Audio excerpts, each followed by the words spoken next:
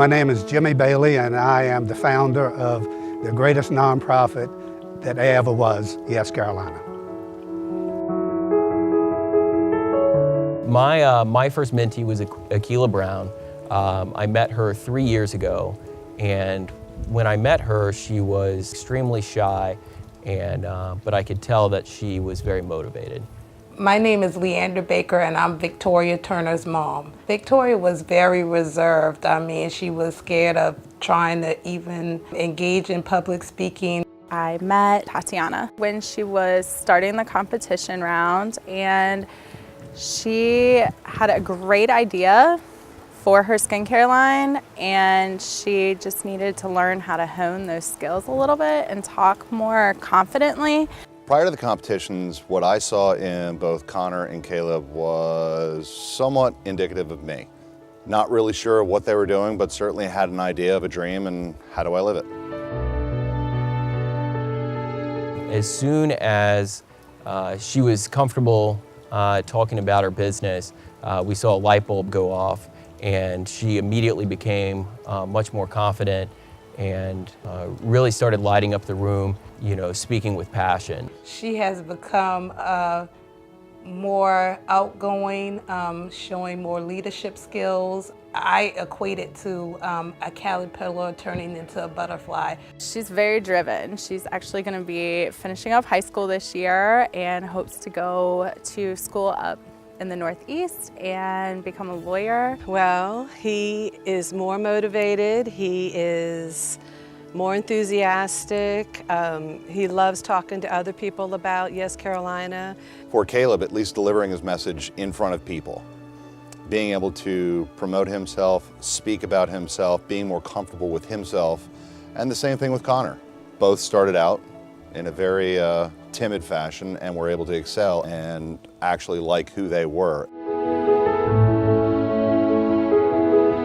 A really important skill they've taken away is networking.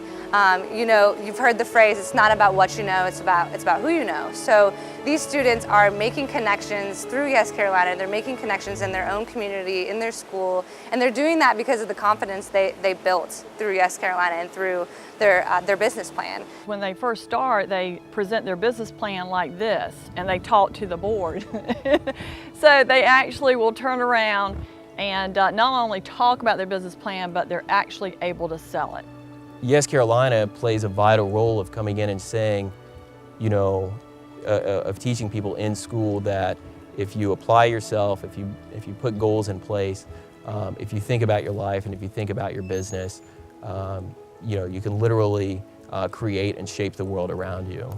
Going out firsthand, what I call in the trenches, and actually going to judge the business plan competitions, and you see these kids with just such a spark of ingenuity and creativity, and it's something that they might have thought of, sitting around their kitchen table. It's a problem that they may have had in their family that they decided, hey, I want to solve it. And isn't that where entrepreneurship starts? Isn't that where that creative spark should be fostered and should be mentored? And of course, YEScarolina has always provided an opportunity for students to do that. My experience, I can tell you one thing for sure.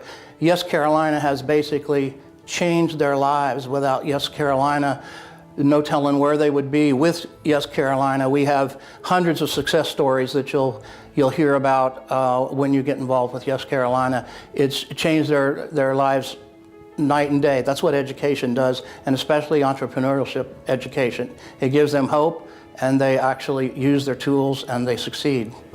And when you think about what YEScarolina, or rather entrepreneurship, does, is for a student, is that what other subject gives a little bit of history, a little bit of science, a lot of economics, a lot of finance, a lot of social skills, leadership skills, composition, public speaking. There's no other subject that does that. And so the kids get excited, the teachers get excited, and the truth of the matter is all of this has been possible because of the great friendship and the great contributions from people just like the people in this audience tonight.